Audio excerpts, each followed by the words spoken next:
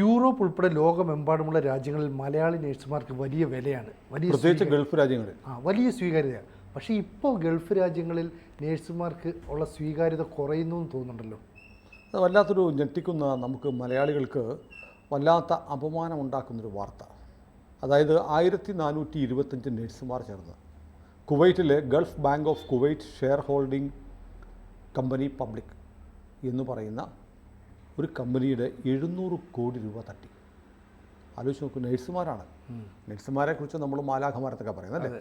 അവരുടെ സേവനം എന്ന് വെച്ചാൽ അങ്ങേറ്റത്തെ ഡെഡിക്കേറ്റഡ് ആയിട്ടുള്ള അർപ്പണബുദ്ധിയോടെ ചെയ്യുന്ന, നമ്മുടെ ഒരു രോഗിയുടെ അസുഖബാധിതനായ ഒരാളുടെ അടുത്ത ബന്ധുക്കൾ പോലും ചെയ്യാത്ത വലിയ ത്യാഗസന്നദ്ധതയോടെയാണ് നമ്മുടെ നഴ്സുമാർ പെരുമാറുന്നത്. പ്രത്യേകിച്ച് മലയാളി നഴ്സുമാർ എഡ്യൂക്കേറ്റഡ് ആണ്, അവർക്ക് ക്വാളിഫൈഡ് ആണ്, അർപ്പണബുദ്ധിയുണ്ട്. അങ്ങനെ നന്നായി സ്നേഹിക്കുന്ന, ഏറ്റവും കൂടുതൽ രോഗികളെ സ്നേഹത്തോടെ പരിചരിക്കുന്ന ആളുകൾ മലയാളി നഴ്സുമാരാണെന്ന് പറയുന്നത്. അതുകൊണ്ട് തന്നെ ഗൾഫ് രാജ്യങ്ങളിലൊക്കെ അവർക്ക് വലിയ പരിഗണനയാണ്. ഈവൻ നമ്മൾ ഓർക്കുന്നില്ലേ, ഈ പണ്ട് നമ്മുടെ മലയാളി നേഴ്സുമാരെ IS തട്ടിക്കൊണ്ടുപോയത് ഇറാഖിൽ നിന്നല്ലേ. ആ സമയത്ത് അപ്പോൾ പോലും അവർക്ക് അവരോട് നേഴ്സുമാരാണ് എന്നതുകൊണ്ട് വലിയ പരിഗണനയാണ് ഈ ഭീകരവാദികൾ പോലും, തീവ്രവാദികൾ പോലും കൊടുത്തത്. അപ്പോൾ എല്ലാവരും പരിഗണിക്കുന്നവരാണ്. കാരണം അവരുടെ ഡെഡിക്കേഷൻ കൊണ്ട്, അവരുടെ സ്വഭാവശുദ്ധി കൊണ്ട്, അവരുടെ പരിചരണം കൊണ്ട്, സ്നേഹം കൊണ്ട് അല്ലേ. അങ്ങനെയുള്ള നമ്മുടെ മലയാളി നഴ്സുമാർക്കുണ്ടാക്കിയിരിക്കുന്ന വല്ലാത്തൊരു അപകീർത്തികരമാണ്. അവർ എന്താ സംഭവിച്ചെന്നാൽ, ഇവരൊക്കെ കുവൈറ്റ് സർക്കാരിൻ്റെ ഔദ്യോഗിക നഴ്സുമാരായിട്ട് കുവൈറ്റ് ആരോഗ്യ മന്ത്രാലയം ജോലിക്കെടുത്തവരാണ്. ഇവർക്ക് എന്ത് ചെയ്യും? അതുകൊണ്ട് തന്നെ ആരോഗ്യ മന്ത്രാലയത്തിൻ്റെ സാലറി സർട്ടിഫിക്കറ്റ് കൊടുത്താൽ ഏത് ബാങ്കിൽ നിന്നും ലോൺ കിട്ടും. അപ്പോൾ ഇവരെന്ത് ചെയ്തു?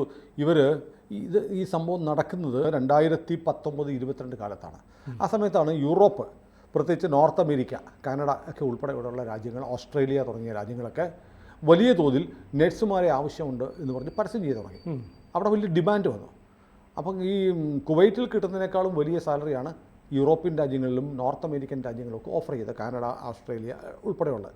അപ്പോൾ എന്ത് ചെയ്തു? ആ സമയത്താണ് ഇവർ വലിയ തോതിൽ അവിടേക്ക് പോകാൻ ആലോചിച്ചത് നഴ്സുമാർ. കാരണം മെച്ചപ്പെട്ട കുവൈറ്റ് സർക്കാരിൻ്റെ ജോലിയേക്കാളും മികച്ച സാലറി, ഗവൺമെൻറ് ജോബ് എന്ന് പറഞ്ഞാൽ ഒരു എല്ലാവരുടെ സ്വപ്നമാണ്. കുവൈറ്റിൽ പോയി പലരും എടുക്കുന്ന പ്രൈവറ്റ് ജോലികളാണ് ചെയ്യുന്നത്. അവിടെ കുവൈറ്റ് മിനിസ്ട്രിയുടെ, ഹെൽത്ത് മിനിസ്ട്രിയുടെ ജീവനക്കാർ, കുവൈറ്റ് സർക്കാരിൻ്റെ ജീവനക്കാരായി ജോലി ചെയ്യുമ്പോൾ കിട്ടുന്ന സാലറി വലിയ സാലറിയാണ്. അതിനേക്കാളും മികച്ചത് വന്നപ്പോൾ ഇവർ പോകാൻ തീരുമാനിച്ചു. പോകുന്നതിന് മുമ്പ് ഇവർ ചെയ്ത പണി എന്നറിയോ?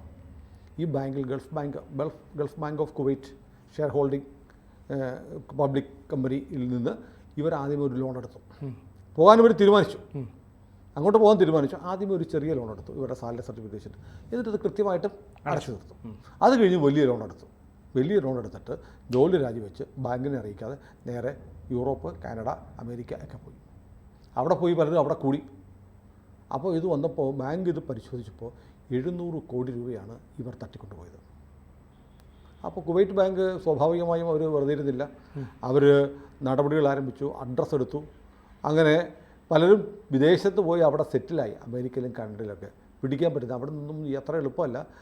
അവരെ പിടിച്ച് കൈമാറുന്ന, പ്രതികളെ കൈമാറുന്ന തരത്തിലുള്ള നിയമങ്ങളൊക്കെ അത്ര എളുപ്പമല്ല.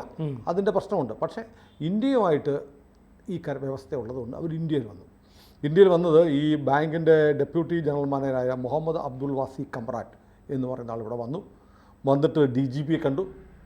DGP കണ്ടിട്ട് അവർ ട്രേസ് ചെയ്ത ആദ്യത്തെ 10 പേരുടെ ഒരു പട്ടിക കൊടുത്തു. ആ പട്ടിക എറണാകുളം റൂറൽ പോലീസ് മേധാവി വൈഭവ് സക്സേനയ്ക്ക് കൈമാറി. അങ്ങനെ കളമശ്ശേരി, ഞാറക്കൽ, വരാപ്പുഴ, കാലടി, മൂവാറ്റുപുഴ, ഊന്നുകൽ, കോടനാട്, കോട്ടയം ജില്ലയിലെ കുമരകം തുടങ്ങിയ സ്ഥലങ്ങളിൽ പോലീസ് FIR ഇട്ടു. IPC 420 എന്ന് പറഞ്ഞാൽ cheating, 400 criminal breach of trust, ഈ വകുപ്പുകൾ ചേർത്താണ് കേസ് ചെയ്തിരിക്കുന്നത്.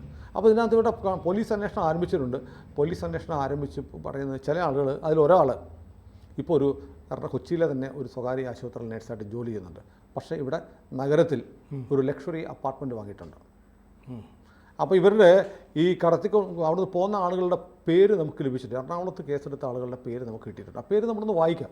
ഏതായാലും നമ്മുടെ നാട്ടിലുള്ള, അവിടെ ഇപ്പോഴും ജീവിക്കുന്ന, പണിയെടുക്കുന്ന നഴ്സുമാരെ വല്ലാതെ ബാധിക്കുന്നതാണ്. ഇതൊന്നും ചെയ്യാതെ ഇവരുടെ കാര്യം കഴിഞ്ഞ് അവിടുത്തെ കുവൈറ്റ് സർക്കാരിനെ, കുവൈറ്റ് ബാങ്കിനെ പറ്റിച്ചിട്ട് പോയി. അതിൻ്റെ ആഫ്റ്റർ എഫക്റ്റ്, അനന്തരഫലം അനുഭവിക്കാൻ പോകുന്ന ആരാണ്? ഇനി അവിടെ നിൽക്കുന്നവരാണ്. അവിടെ ഇവരെ പോലെ സർക്കാർ സർവീസിലൊന്നും ജോലി കിട്ടാതെ കഷ്ടപ്പെടുന്ന, അവർക്ക് കിട്ടിയതിൻ്റെ പകുതി ശമ്പളം മാത്രം കിട്ടി ജീവിക്കുന്ന, ഒരുപാട് കഷ്ടപ്പെട്ട് ജീവിക്കുന്ന ഒരുപാട് നഴ്സുമാരുണ്ട്. കഷ്ടപ്പാടല്ല, അവർക്ക് മാന്യമായ വേതനമൊക്കെ ഉണ്ട്. എന്നാൽ പോലും അവരെയും ഇനി കുവൈറ്റിലെ സ്ഥാപനങ്ങൾ, ഗൾഫിലെ രാജ്യങ്ങൾ സംശയദൃഷ്ടിയോടെ കാണും, അല്ലേ? അവർക്കൊരു ബാങ്ക് ലോൺ കിട്ടാൻ ബുദ്ധിമുട്ടായിരിക്കും അവിടെ ജോലി എടുക്കുമ്പോൾ. അപ്പോൾ ഒരു ക്രെഡിറ്റ് കാർഡ് കിട്ടാൻ പോലും ബുദ്ധിമുട്ടായിരിക്കും. ഇവർ പൈസ അടയ്ക്കുമോ, മുങ്ങുമോ എന്നുള്ള സംശയം. അപ്പോൾ ഒരു രാജ്യത്തെ മുഴുവൻ ആളുകളെയും പറ്റിക്കുന്നതിന് തുല്യമാണ്. കാരണം പ്രത്യേകിച്ച് നഴ്സുമാരൊക്കെ അവിടെ പോയി ജോലി ചെയ്യുന്നതിനാണ്, സ്വന്തം വീട് മറുനാട്ടിൽ കടലിനക്കരെ പോയി ജോലി ചെയ്യുന്നത് മികച്ച വരുമാനം കിട്ടാനും തൻ്റെ കുടുംബം നോക്കാനും വേണ്ടിയിട്ടാണ്. അങ്ങനെ ഒരു ഡെഡിക്കേഷൻ കൂടിയുണ്ട്. ഡെഡിക്കേഷൻ രോഗികൾക്ക് മാത്രമല്ല, സ്വന്തം നാടിനെ വിട്ടിട്ട് പോകുന്ന ആളുകളുടെ ഒരു ഇമോഷണൽ ബാക്ക്ഗ്രൗണ്ട് കൂടി ഉണ്ടല്ലോ. അവിടെ പോയി നിൽക്കുക, ഒരു അത്യാവശ്യം വന്നാൽ വീട്ടിൽ വരാൻ പോലും പറ്റില്ല. അങ്ങനെ ജോലി ചെയ്യുന്ന ആയിരക്കണക്കിന് മലയാളികളെ വല്ലാതെ ബാധിക്കുന്ന ഒരു ചതിയാണ് ഈ കൂട്ടർ ചെയ്തത്. അവർക്ക് ഒരു ലോൺ എടുത്തു, ആ ലോൺ അടച്ചിട്ട് പോകാമല്ലോ. അല്ലെങ്കിൽ അവിടെ വേറെ സ്ഥലത്ത് യൂറോപ്പിൽ ജോലി കിട്ടിയപ്പോൾ, നോർത്ത് അമേരിക്കയിൽ ജോലി കിട്ടിയപ്പോൾ അവിടെ ഇരുന്നാണെങ്കിൽ ഈ പണം അടയ്ക്കാമല്ലോ.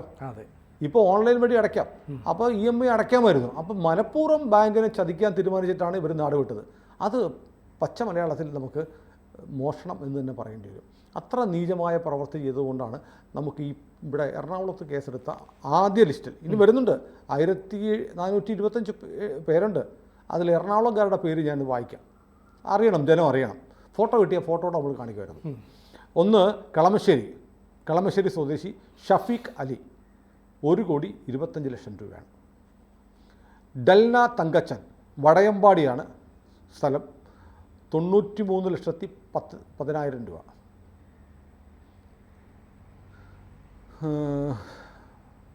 അടുത്തത് ബിജു മൂഞ്ചാലി, ആനപ്പാറ, 98,40,000 രൂപ. റീദ ഷിബു ഐമുറി, 1,22,00,000 രൂപ. രാഹുൽ രതീശൻ, മൂവാറ്റുപുഴ, 1,21,00,000 രൂപ. റോബിൻ മാത്യു, നെല്ലിമറ്റം, 63,24,000 രൂപ. സന്ധ്യ അലക്സ്, വരാപ്പുഴ, 70,07,000 രൂപ. ദീപക് ഗോപി, നായരമ്പലം, 1,16,00,000 രൂപ. കീർത്തിമോൻ, കുമരകം, 1,10,00,000 രൂപ. ഇത്രയും തുകയാണ് ഇവർ ബാങ്കിനെ കബളിപ്പിച്ചിരിക്കുന്നത്. ഇതാണ് ഇപ്പോൾ കിട്ടിയിരിക്കുന്ന 10 പേരുടെ ലിസ്റ്റ്. അപ്പോൾ നമ്മളിപ്പോൾ മൊത്തം കേട്ടത് 700 കോടിയോളം രൂപയുടെ ഒരു തട്ടിപ്പാണ് നടത്തിയത്. അപ്പോൾ ഇതിൽ കുറച്ച് പേരുടെ ലിസ്റ്റ് മാത്രം കൊണ്ടുവന്നാണോ ഇന്ത്യ സർക്കാരിൻ്റെ അടുത്ത് ഇത്? അതെ.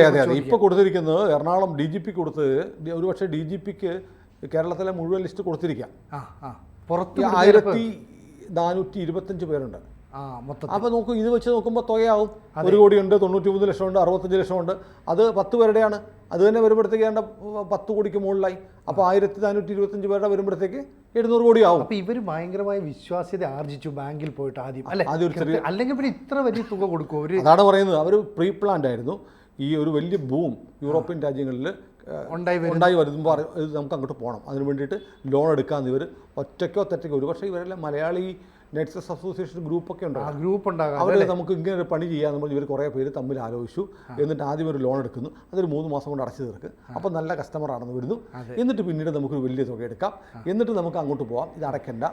അപ്പോൾ നമ്മൾ ഇവിടുന്ന് നേരെ അമേരിക്കയിൽ പോയി നമ്മൾ അവിടെ അങ്ങ് PR ഒക്കെ എടുത്ത് സെറ്റിലായ പിന്നെ യൂറോപ്യൻ രാജ്യത്ത് പിടിച്ചുകൊണ്ട് പോകുന്നത് എളുപ്പമല്ല. അതാണ് ഇവരുടെ ചിന്ത അല്ലേ? യൂറോപ്യൻ രാജ്യങ്ങളിൽ പോയി സെറ്റിലായി കഴിഞ്ഞാൽ പിന്നെ പിടിച്ചുകൊണ്ട് പോകത്തില്ല. പലരും അങ്ങനെയാണ്, നേരെ കാനഡയ്ക്ക് പോവുക. ഇപ്പോൾ കാനഡ, ഇന്ത്യ ആവശ്യപ്പെടുന്ന എത്രയോ പ്രതികളുണ്ട്, 36 പേരുണ്ട് കാനഡയിൽ. ഖലിസ്ഥാൻ ഭീകരവാദികൾ ഉൾപ്പെടെയുള്ള ആളുകളുണ്ട്. അവരെ വിട്ടുതരണമെന്ന് ആവശ്യപ്പെട്ട കിട്ടുന്നില്ല. ആരോഗ്യ മേഖലയിൽ ജർമ്മനി, ഫ്രാൻസ് ഉൾപ്പെടെയുള്ള രാജ്യങ്ങൾ എന്തായാലും ഇവരെ സ്വീകരിക്കുകയും ചെയ്യും. അപ്പോൾ അതിനുവേണ്ടി ചെയ്തൊരു പരിപാടി. അപ്പോൾ ഈ പറഞ്ഞ പോലെ ഇത് തന്നെ കൂട്ടുമ്പോൾ ഏതാണ്ട് 10 കോടിയോളം വരുന്നുണ്ട്. അപ്പോൾ 10 പേരുടെ കണക്കെടുക്കുമ്പോൾ 10 കോടിയോളം വരുന്നുണ്ട്. ഈ 1425 പേരുടെ വരുമ്പോഴത്തേക്കോ 700 കോടി എന്നാണ് അവർ പറയുന്നത്. അപ്പോൾ ഇത് എറണാകുളം ജില്ലയിലെടുത്ത കേസുകളുടെയാണ് നമുക്ക് ഇപ്പോൾ പുറത്ത് പറഞ്ഞു. അപ്പോൾ പോലീസ് പറയുന്നത് ഇതിനകത്ത് കേസെടുക്കാൻ വകുപ്പുണ്ട്. അവിടെ വെച്ചാണ് കുറ്റകൃത്യം നടന്നതെങ്കിലും ഇവിടെ പരാതി കിട്ടിയാൽ ഇവിടെ കേസെടുക്കാൻ പറ്റുമെന്നാണ് എറണാകുളം പോലീസ് പറയുന്നത്. അപ്പോൾ ഇപ്പോൾ നടക്കുന്ന അന്വേഷണം എന്ന് പറയുന്നത് അവരിപ്പോൾ NRI ആണ്, നാട്ടിലുണ്ടോ അതോ വിദേശത്താണോ എന്നുള്ളത് നോക്കുകയാണ്. എന്നിട്ട് ഇവരെ വിദേശത്താണെങ്കിൽ അവരെ വിദേശകാര്യ മന്ത്രാലയം വഴി ഇവർക്ക് എന്തൊക്കെയാണ് എഫ്ഐആർ ഇട്ടു, കേസെടുത്തു കഴിഞ്ഞു. ഇവരിപ്പോൾ കേസിൽ പ്രതിയാണ്. ഇവരുടെ ബന്ധുക്കളിൽ നിന്ന് വേണമെങ്കിൽ പണം ഈടാക്കാവുന്ന നിലയിലേക്ക് കാര്യങ്ങൾ പോകാമല്ലോ. കാരണം കേരളത്തിനെ സംബന്ധിച്ച് വലിയൊരു നാണക്കേടല്ലേ, ഒരു രാജ്യം വന്നിച്ച് നമ്മുടെ സംസ്ഥാനത്തിനടുത്ത് പറയുകയാണ് ഞങ്ങളുടെ രാജ്യത്ത് ഒരു ബാങ്കിനെ പറ്റിച്ചു എന്ന് പറഞ്ഞാൽ അതിനനുസരിച്ച് നയതന്ത്രപരമായ ബന്ധങ്ങളൊക്കെ ഉള്ളതുകൊണ്ട് നടപടി വരില്ലേ. അതുകൊണ്ടാണ് ഇപ്പോൾ പോലീസ് ഇപ്പോൾ ഇവരുടെ വെയർബോട്ട്സ് ഇവർ എവിടെയാണ്, നാട്ടിലുണ്ടോ, നാട്ടിലുള്ള ഒരാളിപ്പോൾ നാട്ടിലുണ്ടെന്ന് കണ്ടെത്തി. അയാളെ ഇപ്പോൾ മിക്കവാറും അടുത്ത ദിവസം തന്നെ അറസ്റ്റ് ചെയ്യാൻ സാധ്യതയുണ്ട്. ബാക്കിയുള്ള ആളുകളെ ഈ പറഞ്ഞതുപോലെ എവിടെയാണെന്ന് അവരുടെ അഡ്രസ്സ് കണ്ടുപിടിക്കുന്നു. ഇതിനകത്ത് ചിലപ്പോൾ അഡ്രസ്സ് കിട്ടാത്ത ആളുകളുണ്ടാവും. ഇപ്പോൾ കേരളത്തിലെ അഡ്രസ്സ് ഉണ്ടായിരിക്കാം, പക്ഷേ അവർ സെറ്റിൽ ചെയ്തിട്ടുണ്ടെങ്കിൽ എവിടെയാണ് ഇവിടെ വന്നിട്ട് ഇവിടുന്ന് ഡീറ്റെയിൽസ് എടുക്കണം, വീട്ടുകാർ കൊടുക്കണം. അപ്പോൾ ഇതൊക്കെ പോലീസ് വഴി ഇനി ചെയ്യാൻ പറ്റത്തുള്ളൂ. അപ്പോൾ ഈ 1425 പേരുടെ മേൽവിലാസം ഉണ്ടാക്കുക, എന്നിട്ട് ഇവരെ കണ്ടെത്താൻ നോക്കുക, കണ്ടെത്തി ഇവരെ ഏത് രാജ്യത്താണെന്നറിയുക, എന്നിട്ട് വിദേശകാര്യ മന്ത്രാലയം വഴി അവിടെ അറിയിക്കുക, അവിടുന്ന് അവരെ കൊണ്ടുവരാൻ നോക്കുക. ഇത്തിരി പണിയാണ്, അത്ര എളുപ്പമൊന്നുമല്ല. അപ്പോൾ ഒരു കാലത്ത് BSc നേഴ്സിംഗ് അല്ലെങ്കിൽ നേഴ്സിംഗ് ഒക്കെ പഠിച്ചു കഴിഞ്ഞ് പുറത്തേക്ക് പോകാൻ പെട്ടെന്ന് ഗൾഫ് രാജ്യങ്ങളിൽ ജോലി കിട്ടുമെന്നൊക്കെ പറയുന്നത് ഇനി അങ്ങോട്ടേക്ക് പോകാൻ നിൽക്കുന്നവരും അവിടെ നിലനിൽക്കുന്നവരും ഒക്കെ തന്നെ ബാധിക്കും, വല്ലാതെ ബാധിക്കും. നാണക്കേട് മാത്രമേ അവർ ആശങ്കയോടെ കാണത്തുള്ളൂ. പ്രത്യേകിച്ച് അവിടുത്തെ ധനകാര്യ സ്ഥാപനങ്ങൾ ജോലിയൊക്കെ കിട്ടുമായിരിക്കും, പക്ഷേ ഈ മലയാളിയാണ്, ഒന്ന് സൂക്ഷിച്ചോണം. ലോണൊക്കെ കൊടുക്കുമ്പോൾ ഇതാണ് നാട്ടിൽ നിന്ന് തന്നെ വലിയ കടം മേടിച്ചിട്ടായിരിക്കില്ല ഇവർ പലപ്പോഴും ജോലിക്ക് പോകുന്നത്. ഇപ്പോൾ അവിടെയൊക്കെ പറയുന്നത് പാകിസ്ഥാനികളാണെങ്കിൽ ആളുകൾക്കൊരു അവിടുത്തെ വിശ്വാസമില്ല. അതായത് ഗൾഫ് രാജ്യങ്ങളിലെ അറബികൾക്ക് പോലും പാകിസ്ഥാനി ആണെങ്കിൽ ഒരു വിശ്വാസം ഇല്ല എന്ന് പൊതുവിൽ പറയാറുണ്ട്. അതുപോലെ മലയാളിയാണെങ്കിൽ ഒന്ന് നോക്കിക്കോണേ എന്ന് പറയുന്ന തരത്തിലേക്ക് മാറുന്നു. അവിടെ നേരത്തെ പറഞ്ഞ അവിടെ നിൽക്കുന്നവരെയും ഇനി അങ്ങോട്ട് പോകുന്നവരെയും ഒക്കെ വല്ലാതെ ബാധിക്കുന്ന ഒരു കൊടും ചതിയാണ് ഈ ആളുകൾ 1425 പേർ. അതിൽ നമ്മളിപ്പോൾ അറിഞ്ഞ 10 പേർ എസ്പെഷ്യലി ചെയ്തിരിക്കുന്നത് വലിയ ചതിയാണ്. കാരണം കേരളത്തിൻ്റെ മാലാഖമാരെന്ന് പറയുന്ന ഒരു നല്ല പേരിനെ കളങ്കപ്പെടുത്തി. ഏതായാലും വളരെ അപലപനീയമായൊരു കാര്യമാണ്. ഈ കാണുന്ന ആളുകൾ, ഈ ആളുകളെ അറിയാവുന്നവരൊക്കെ ഈ ഒരുപക്ഷെ വീഡിയോ കാണുന്നുണ്ടായിരിക്കണം. അത് നിങ്ങൾ തിരിച്ചറിയണം, ഇവർ ചതിയന്മാരാണ്. ഇവരവിടെ കുവൈറ്റിലെ ബാങ്കിനെ മാത്രമല്ല പറ്റിച്ചത്, നമ്മുടെ നാടിനെ കൂടെ പറ്റിച്ചിരിക്കുക. ഇനി പോകുന്നവരുടെ അവസ്ഥ വല്ലാതെ മോശമാകാനും അവിടെ നിൽക്കുന്നവരുടെ വിശ്വാസ്യത നഷ്ടപ്പെടുത്താനും ഉതകുന്ന ഒരു വലിയ ചതിയാണ് ഇവർ ചെയ്തത്.